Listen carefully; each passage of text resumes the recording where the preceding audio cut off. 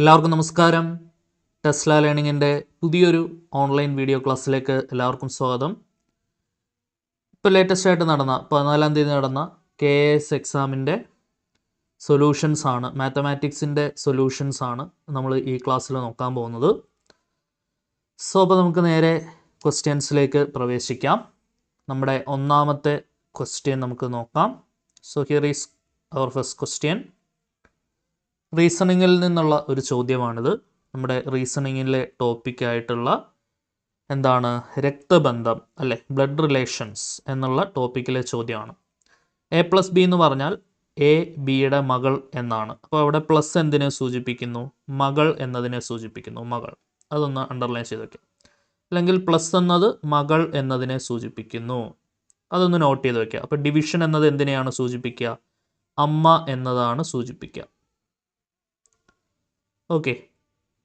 പിന്നെ ഇൻറ്റു എന്ന് പറയുന്നത് മകൻ എന്നതിനെയാണ്, A ബിയുടെ മകൻ എന്നതിനെയാണ് സൂചിപ്പിക്കുന്നത്. അപ്പോൾ ഇൻറ്റു എന്ന് പറഞ്ഞാൽ മകൻ എന്നതിനെ സൂചിപ്പിക്കുന്നു. ഇനി മൈനസ് എന്ന് പറയുന്നത് പിതാവ്, ഫാദർ എന്നതിനെയാണ് സൂചിപ്പിക്കുന്നത് അല്ലേ. മൈനസ് എന്ന് പറയുന്നത് പിതാവ് എന്നതിനെയാണ് സൂചിപ്പിക്കുന്നത്. അങ്ങനെയാണെങ്കിൽ നമുക്ക് താഴെ ഒരു സ്റ്റേറ്റ്മെൻറ്റ് തന്നിട്ടുണ്ട്. എന്താണ്? P+Q - R × S division T ആണെങ്കിൽ P Tയുമായിട്ട് എങ്ങനെ ബന്ധപ്പെട്ടിരിക്കുന്നു? അപ്പോൾ ഇതിൻ്റെ ഡയഗ്രാം ട്രീ നമ്മളൊന്ന് വരച്ച് നോക്കുക ആദ്യം. P+Q എന്ന് പറഞ്ഞാൽ പ്ലസ് മകളാണെന്നറിയാം. അപ്പോൾ P എന്ന് പറയുന്നത് ക്യൂവിൻ്റെ മകളാണ്. ഓക്കെ, അപ്പം P എന്നത് ക്യൂവിൻ്റെ മകളാണ്. ക്യൂവിൻ്റെ മകളാണ് ആര്? P. മകളായതുകൊണ്ട് മൈനസ് കൊടുത്തു. ഓക്കെ. പ്ലസ് എന്നത് മെയിൽ ജെൻഡർ കാണിക്കാനും മൈനസ് ഫീമെയിൽ ജെൻഡർ കാണിക്കാനുമാണ് നമ്മൾ യൂസ് ചെയ്യുക. ഇനി അടുത്തത് Q - R. മൈനസ് എന്ന് പറഞ്ഞാൽ എന്താണ്? മൈനസ് എന്ന് പറഞ്ഞാൽ പിതാവാണ്. Q എന്ന് പറയുന്നത് ആറിൻ്റെ പിതാവാണ്. ഈ Q എന്ന് പറയുന്നത് വേറൊരു ആറിൻ്റെ പിതാവാണ്. അപ്പോൾ ഇത് പിതാവാണെന്ന് കിട്ടി, Q+ ആണെന്ന് മനസ്സിലായി. ഓക്കെ. ഇനി R × S. ഇൻറ്റു എന്ന് പറയുന്നത് എന്താണ്? മകനാണ്. R എന്ന് പറയുന്നത് എസിൻ്റെ മകനാണ്. അപ്പോൾ ഈ R എന്ന് പറയുന്ന ആരുടെ? R മകനാണെന്ന് മനസ്സിലായി. ആരുടെ? എസിൻ്റെ. ഓക്കെ. ഇപ്പോൾ സ്വാഭാവികമായിട്ടും ഈ Qയും എസും ഭാര്യ ഭർത്താക്കന്മാരായിരിക്കണം. എസ് എന്തായിരിക്കണം? മൈനസ് ആയിരിക്കണം. ഓക്കെ ആണല്ലോ. ഇനി S ഡിവിഷൻ T. ഡിവിഷൻ എന്ന് പറയുന്നത് അമ്മേനെ സൂചിപ്പിക്കുന്നു. S എന്ന് പറയുന്നത് ആരുടെ അമ്മയാണ്? Tയുടെ അമ്മയാണ്. അപ്പോൾ എസിൻ്റെ മറ്റൊരു മകനോ മകളോ ആവാം T, അത് നമുക്കറിയില്ല. അപ്പോൾ ഇതാണ് നമ്മുടെ ഡയഗ്രാം. ഓക്കെ. ഇനി Tയുടെ ജെൻഡർ ഇവിടെ സ്പെസിഫൈഡ് അല്ല. ഇനി എന്താ ചോദിക്കുന്നത് നോക്കാം. P Tയുമായി എങ്ങനെ ബന്ധപ്പെട്ടിരിക്കുന്നു? ഓരോ ഓപ്ഷൻസ് ആയിട്ട് നോക്കിയോളൂ. P എന്ന് പറയുന്നത് Tയുടെ ഭാര്യയാണോ? അല്ല. ഈ Pയും Rഉം Tയും സഹോദരി സഹോദരന്മാരൊക്കെയാണ്, ശരിയല്ലേ? ഈ Qൻ്റെയും എസിൻ്റെ മക്കളാണല്ലോ ഇവർ മൂന്ന് പേരും, ശരിയല്ലടോ? P എന്ന് പറയുന്നത് Tയുടെ ഭാര്യയാണോ? അല്ല. അപ്പോൾ ഇത് തെറ്റാണ്. P എന്നത് Tയുടെ സഹോദരിയാണോ? P എന്ന് പറയുന്ന സഹോദരിയാണ്, Tയുടെ സഹോദരിയാണ്. T ആണായാലും ശരി പെണ്ണായാലും ശരി, മെയിലായാലും ഫീമെയിൽ ആയാലും P എന്നത് Tയുടെ സഹോദരിയാണ് എന്നുള്ള കാര്യത്തിൽ നമുക്ക് സംശയമില്ല. കാരണം എന്താണ്? P പെൺകുട്ടിയാണെന്ന് നമ്മൾ ആദ്യമേ മനസ്സിലാക്കിയല്ലോ. അപ്പോൾ എന്തായാലും Tയുടെ സഹോദരി ആയിരിക്കും P. അപ്പം സെക്കൻഡ് ഓപ്ഷൻ ശരിയായിട്ട് വരുന്നുണ്ട്. ബാക്കി നമുക്ക് നോക്കേണ്ട ആവശ്യമില്ല. സോ ഈ ചോദ്യത്തിൻ്റെ ഉത്തരം എന്താണ്? സെക്കൻഡ് ഓപ്ഷനാണ് നമുക്ക് ആൻസർ ആയിട്ട് വരിക. ഓക്കെ. അടുത്ത ക്വസ്റ്റ്യൻ നോക്കിക്കോളൂ. X എന്നത് ഒരു 3 അക്ക സ്വാഭാവിക സംഖ്യയാണ്. അതിനാൽ ആ സംഖ്യയും അതിൻ്റെ വിപരീത സംഖ്യയും തമ്മിലുള്ള വ്യത്യാസം 99 ആണ് എന്നവർ പറയുന്നുണ്ട്. പിന്നെ എന്താണ് പറയുന്നത്?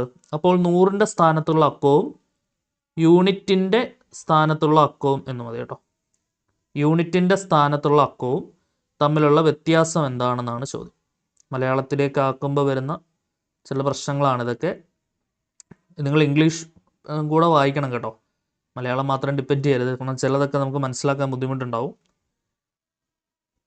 നോക്കാം നമുക്ക്. X എന്നത് ഒരു 3 അക്ക സ്വാഭാവിക സംഖ്യയാണ്. ആ സംഖ്യയും അതിൻ്റെ വിപരീത സംഖ്യ. വിപരീത സംഖ്യ എന്ന് പറഞ്ഞാൽ അത് റിവേഴ്സ് ഓർഡറിൽ എഴുതുന്നതിനെയാണ് നമ്മൾ വിപരീത സംഖ്യ എന്ന് പറയാം. ഓക്കെ. ഇപ്പോൾ 243 ഒരു നമ്പറാണ്. അതിൻ്റെ വിപരീത സംഖ്യ എന്ന് പറഞ്ഞാൽ എന്തായിരിക്കും? 342 ആയിരിക്കും. നമ്പർ നേരെ തിരിച്ചിടുന്ന ആണ്, ശരിയല്ലേ? അപ്പോൾ എന്തായാലും വിപരീത സംഖ്യ എഴുതുമ്പോൾ ഒരു കാര്യം ഉറപ്പാണ്, ഈ നടുക്കലത്തെ ആൾ ഒരിക്കലും മാറില്ല, ശരിയാണല്ലോ? ആ ഐഡിയ വെച്ചിട്ട് ഡിഫറൻസ് 99 കിട്ടുന്നത് നമുക്ക് ഈസി ആയിട്ട് ആലോചിച്ചെടുക്കാവുന്നതേ ഉള്ളൂ. പക്ഷെ നിങ്ങൾ ജനറലി ഓൾജിബ്രൈക്കലി തന്നെ ചെയ്തോളൂ. കാരണം എല്ലാവർക്കും കോമൺ ആയിട്ട് ഫോളോ ചെയ്യാൻ പറ്റുന്ന ഒരു മെത്തേഡ് നമുക്ക് നോക്കാം. കാരണം ഇത് വലിയ സമയം എടുത്ത് ചെയ്യേണ്ട ഒരു ക്വസ്റ്റൻ ഒന്നും അല്ല. ഓക്കെ, അപ്പോൾ 100ൻ്റെ സ്ഥാനവും എന്താണ് 100ൻ്റെ സ്ഥാനത്തുള്ള അക്കവും യൂണിറ്റിൻ്റെ സ്ഥാനത്തുള്ള അക്കവും തമ്മിലുള്ള, യൂണിറ്റ് എന്ന് പറയുന്നത് ഒറ്റ എന്നുള്ള അർത്ഥത്തിലാണ് കേട്ടോ, ഒറ്റയുടെ സ്ഥാനത്ത് അക്കവും തമ്മിലുള്ള വ്യത്യാസം നമുക്കറിയാം. ഇപ്പം ആ നമ്പറിലെ ഡിജിറ്റ് XYZ ആണെന്ന് വിചാരിക്കാം. അവിടെ Z എന്ന് പറയുന്നത് ഒറ്റയുടെ സ്ഥാനമാണ്, Y എന്ന് പറയുന്നത് 10ൻ്റെ സ്ഥാനമാണ്, X എന്ന് പറയുന്നത് 100ൻ്റെ സ്ഥാനമാണ്. അപ്പോൾ ആ നമ്പർ നമ്മൾ എങ്ങനെയാണ് എഴുതുക? 100X plus 10Y plus Z എന്നാണ് നമ്മൾ ആ നമ്പറിനെ റെപ്രസെൻ്റ് ചെയ്യുക. എല്ലാ നമ്പറും ഇതേപോലെ തന്നെ എഴുതുന്നത്. ഇപ്പം നമുക്ക് 243 എങ്ങനെയാണ് 2 ഇൻറ്റു 100, സോറി 2 ഒറ്റ 10 100 അല്ലേ, 2 into 100 plus 4 into 10 plus 3 into 1 എന്നല്ലേ എഴുതുന്നത്. അതായത് 200 പ്ലസ് 40 പ്ലസ് 3 243. ശരിയാണല്ലോ. ആ ഐഡിയ വെച്ചിട്ട് നമുക്ക് ഇങ്ങനെ എഴുതാം 100X plus 10Y plus Z. ഇത് റിവേഴ്സ് ചെയ്ത് കഴിഞ്ഞാൽ എന്താണ് നമുക്ക് കിട്ടുക? ഇത് റിവേഴ്സ് ചെയ്ത് കഴിഞ്ഞാൽ XYZ റിവേഴ്സ് ചെയ്ത് കഴിഞ്ഞാൽ ZYX എന്നുള്ള നമ്പറാണ് നമുക്ക് കിട്ടുക. ഇതപ്പോൾ എങ്ങനെ എഴുതാൻ പറ്റുമായിരിക്കും? 100Z plus 10Y plus X. ഇതിൻ്റെ ഡിഫറൻസ് എടുത്താൽ 99 കിട്ടുമെന്നാണ് അവർ പറയുന്നത്. 100Xൽ നിന്ന് ഈ മൈനസ് ഉള്ളിലേക്ക് കൊടുക്കുക അല്ലേ നമുക്ക്. 100X plus 10Y plus Z minus 100X minus 10Y minus X is equal to 99.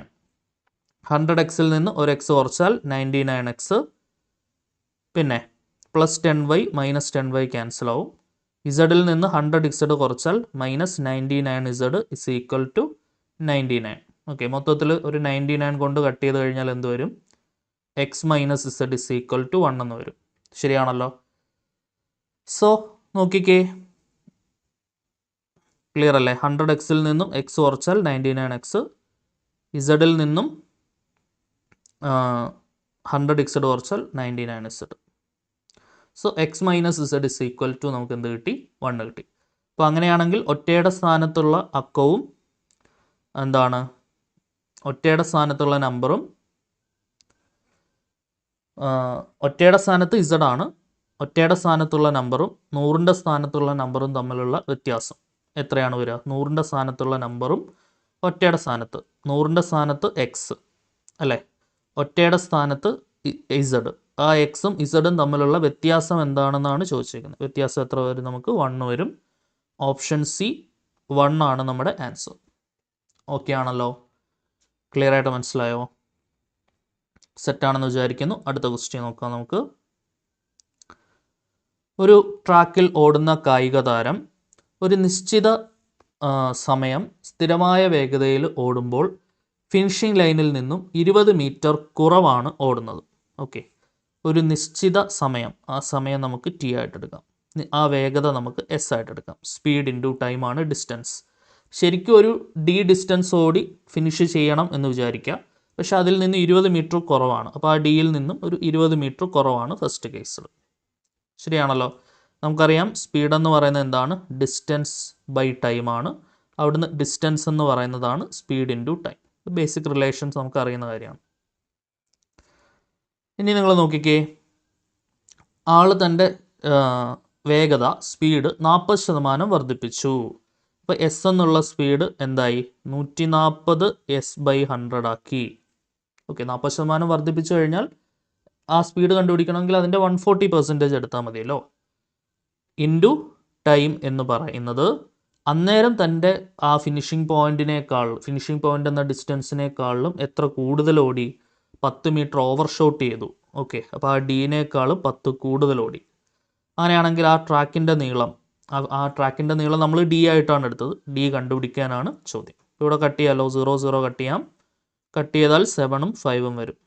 Okay, so ഈ രണ്ട് ഇക്വേഷൻസ് അങ്ങ് ഡിവൈഡ് ചെയ്തോളൂ. ഇക്വേഷൻ നമ്പർ 1ഉം ഇക്വേഷൻ നമ്പർ 2ഉമായിട്ട് എടുത്ത് അത് ഡിവൈഡ് ചെയ്താൽ S ഇൻറ്റു T ക്യാൻസൽ ചെയ്ത് കിട്ടും അല്ലേ. ഇക്വേഷൻ നമ്പർ 1/2 എടുത്തു കഴിഞ്ഞാൽ എന്താണ് വരിക?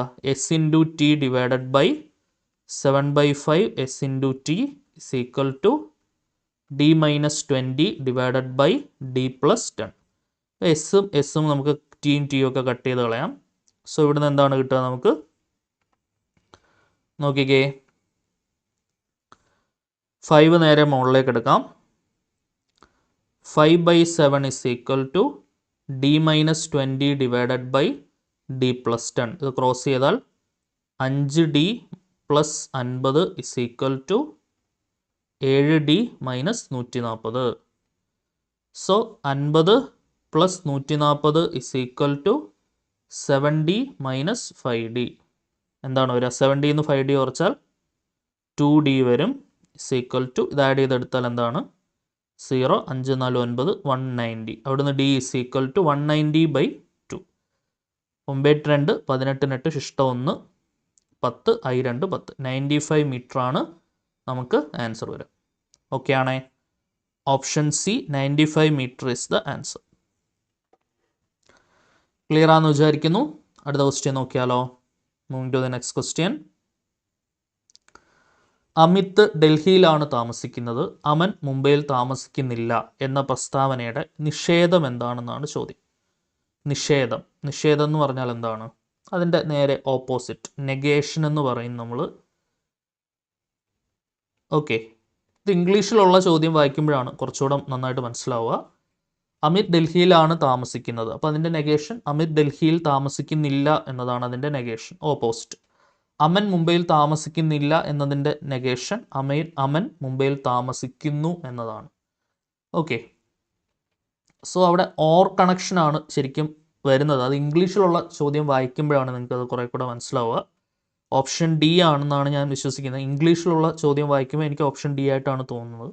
അമിത് ഡൽഹിയിൽ താമസിക്കുന്നില്ല, അല്ലെങ്കിൽ അമൻ മുംബൈയിൽ താമസിക്കുന്നു. Okay, yes. അടുത്തൊരു ക്വസ്റ്റ്യൻ നോക്കാം നമുക്ക്.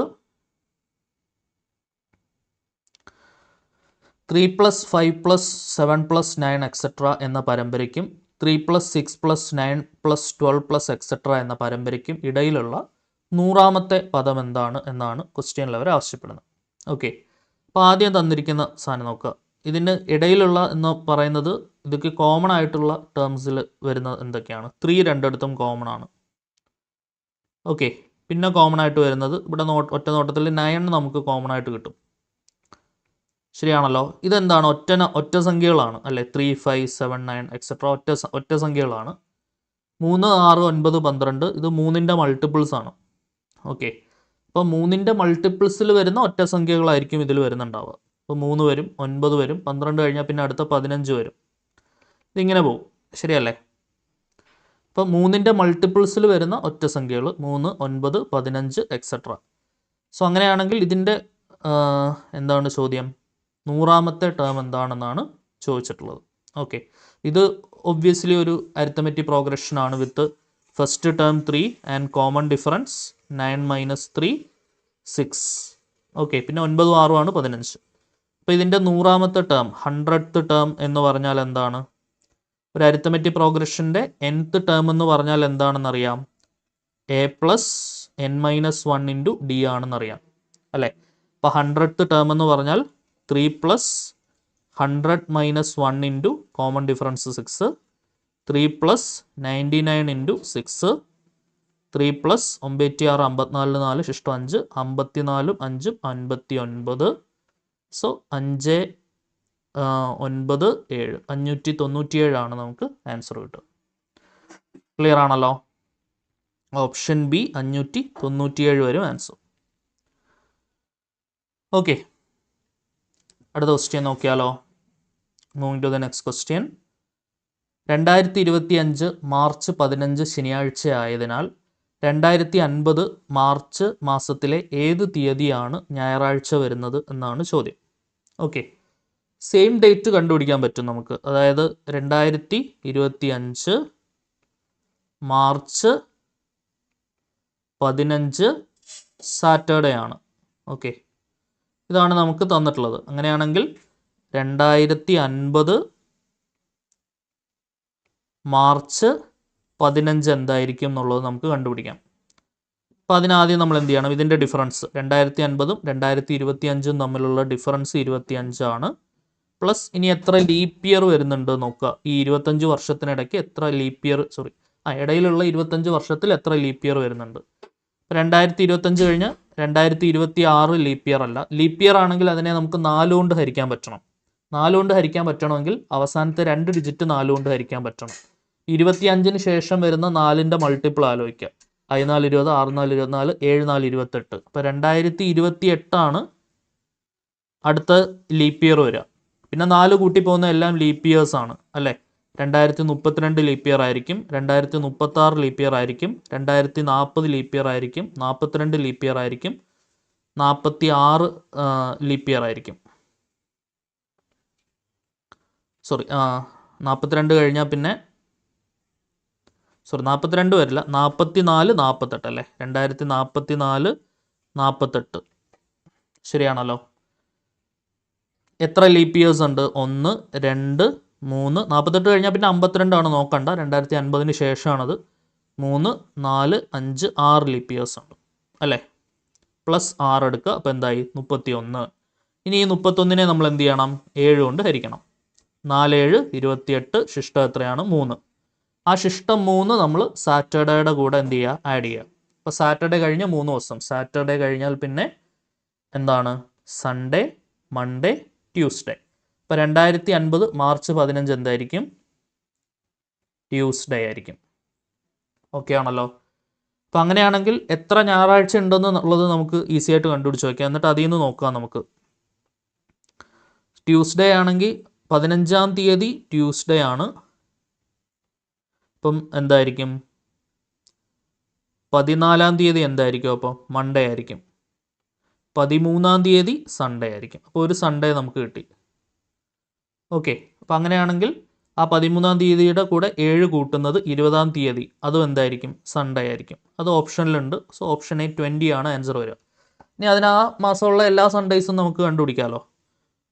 ശരിയല്ലേ? 13-ൽ നിന്ന് 7 കുറച്ച് എത്രയാണ്? 6. അപ്പോൾ 6-ാം തീയതി സൺഡേ ആയിരിക്കും, 13-ാം തീയതി സൺഡേ ആയിരിക്കും, 20-ാം തീയതി സൺഡേ ആയിരിക്കും, 27-ാം തീയതി സൺഡേ ആയിരിക്കും. ഇപ്പോൾ ഇത്രയും സൺഡേസ് ഉണ്ടാവും അല്ലേ, 4 സൺഡേസ്.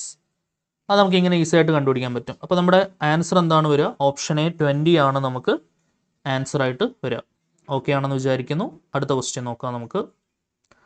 15 വർഷം മുൻപ് അമ്മയുടെ പ്രായം മകളുടെ പ്രായത്തിൻ്റെ ഇരട്ടിയായിരുന്നു.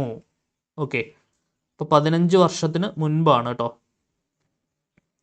അപ്പോൾ മദർ, ഡോട്ടർ. 15 വർഷത്തിന് മുൻപ് അമ്മയുടെ പ്രായം മകളുടെ പ്രായത്തിൻ്റെ ഇരട്ടിയായിരുന്നു. അപ്പോൾ മകളുടെ പ്രായം എക്സ് ആണെങ്കിൽ അമ്മയുടേത് 2x ആയിരുന്നു. ഇത് 15 വർഷം മുൻപാണ്.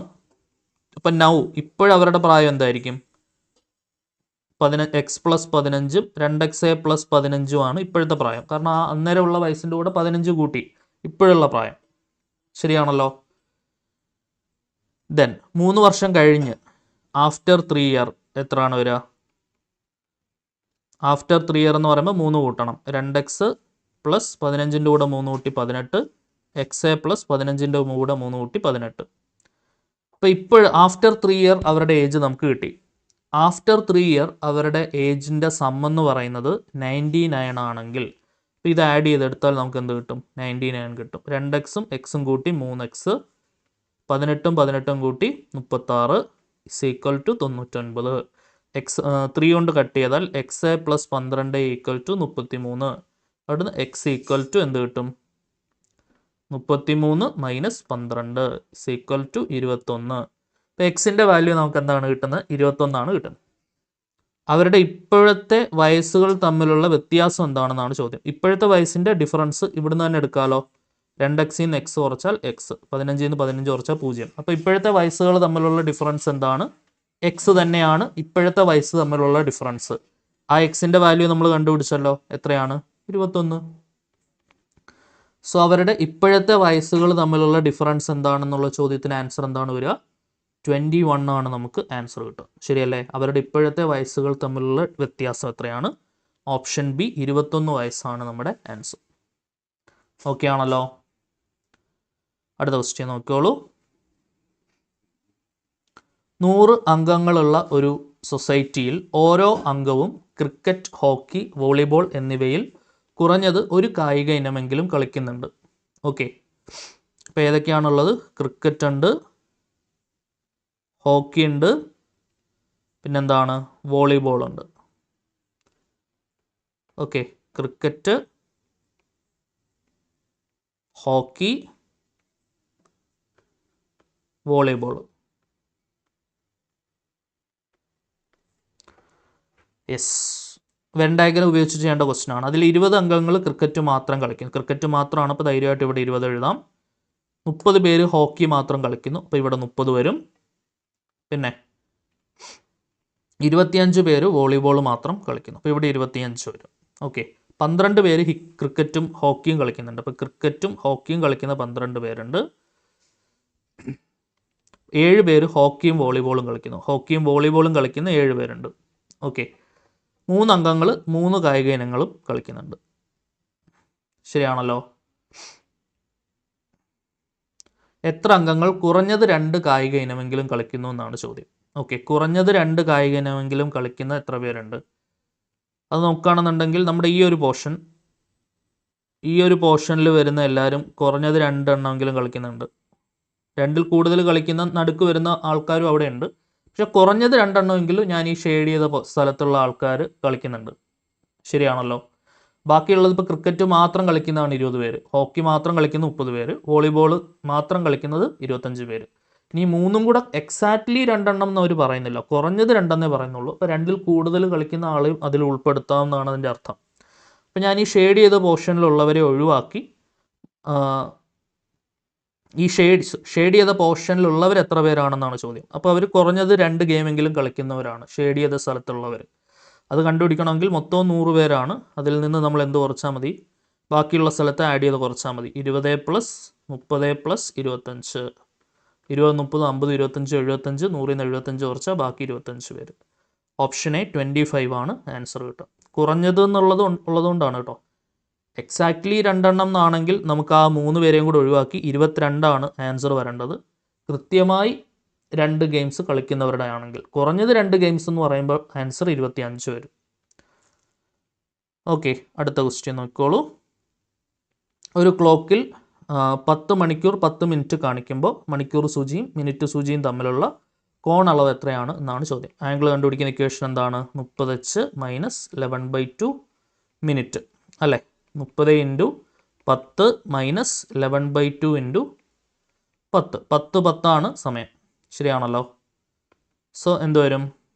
300 നമുക്ക് കട്ട് ചെയ്തെടുക്കാം. എന്താണ് 5? 300 - 55, 245 ആണ് നമുക്ക് ആൻസർ കിട്ടുക. Option C is the answer. Clear ആണല്ലോ. അടുത്ത ക്വസ്റ്റ്യൻ നോക്കിയോളൂ. പലിശ നിരക്ക് 15% ആണെങ്കിൽ 3 വർഷത്തിന് ശേഷം 10,000 രൂപയ്ക്ക് ലഭിക്കുന്ന സംയുക്ത പലിശ എന്ന് പറഞ്ഞാൽ കൂട്ടുപലിശ, കോമ്പൗണ്ട് ഇൻട്രസ്റ്റ് ആണ്. ലളിതമായ പലിശയും തമ്മിലുള്ള വ്യത്യാസം. ലളിതമായ പലിശ എന്ന് പറഞ്ഞാൽ എന്താണ്? സിമ്പിൾ ഇൻട്രസ്റ്റ് ആണ്. അതിൻ്റെ ഡിഫറൻസ് എന്താണെന്നാണ് ക്വസ്റ്റ്യൻ.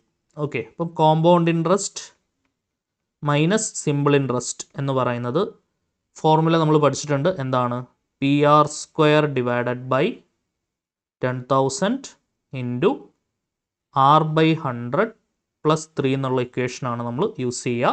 3 വർഷത്തേക്ക് സിമ്പിൾ ഇൻട്രസ്റ്റും കോമ്പൗണ്ട് ഇൻട്രസ്റ്റും സിമ്പിൾ ഇൻട്രസ്റ്റും തമ്മിലുള്ള ഡിഫറൻസ് ഇവാലുവേറ്റ് ചെയ്യാനായിട്ട് നമ്മൾ ഉപയോഗിക്കുന്ന ഇക്വേഷനാണ് ഇത്.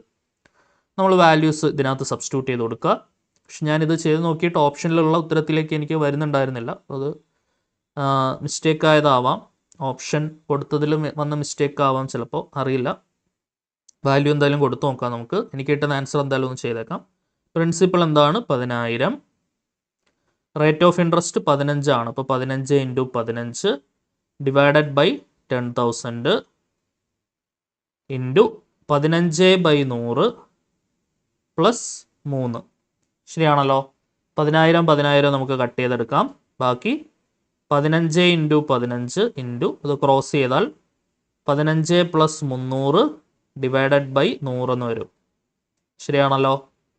സോ 15 × 15 ഇൻറ്റു 315 ഡിവൈഡഡ് ബൈ എന്താണ്? 100. ശരിയല്ലേ? സോ ഇത് മൾട്ടിപ്ലൈ ചെയ്തിട്ട് നമ്മൾ എന്ത് ചെയ്യുക? 100 കൊണ്ട് ഹരിക്കും. 15 × 15 എന്ന് പറയുമ്പോൾ 2 1 1 2 225 വരും. 225ഉം 315ഉം തമ്മിൽ മൾട്ടിപ്ലൈ ചെയ്യുക. 5 25 5 ശിഷ്ടം 2, ഈ 5 10 2 12 2 ശിഷ്ടം 1, ഈ 5 10 1 11.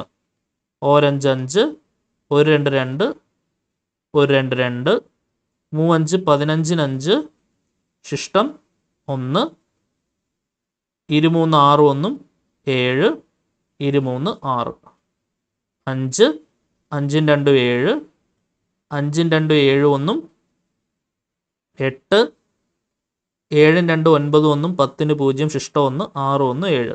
ഓക്കെ, അപ്പം ഇത് ഡിവൈഡഡ് ബൈ 100 വരുമ്പോഴത്തേക്കിനും എന്താണ് വരിക? ഇവിടെ 2 ഡെസിമൽ മാറ്റി നമുക്ക് ഡോട്ട് ഇടാം. 708.75 ആണ് എനിക്ക് ആൻസർ വരുന്നത്.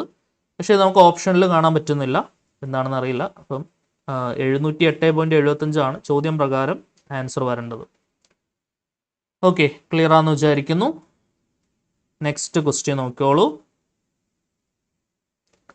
ഒരു കടയുടമ ഒരു ഉൽപ്പന്നം 10% നഷ്ടത്തിന് വിറ്റു. അയാളുടെ വിൽപ്പന വില 100 രൂപ കൂടുതലായിരുന്നുവെങ്കിൽ അയാൾക്ക് 10% ലാഭം കിട്ടുമായിരുന്നു. അങ്ങനെയാണെങ്കിൽ ചിലവ് വില എത്രയാണ് എന്നാണ് ചോദ്യം. ഓക്കെ, 10% നഷ്ടത്തിൽ വിറ്റപ്പോൾ അയാളുടെ വിൽപ്പന വില 100 രൂപ കൂടുതലായിരുന്നു എന്നാണ് പറയുന്നത്.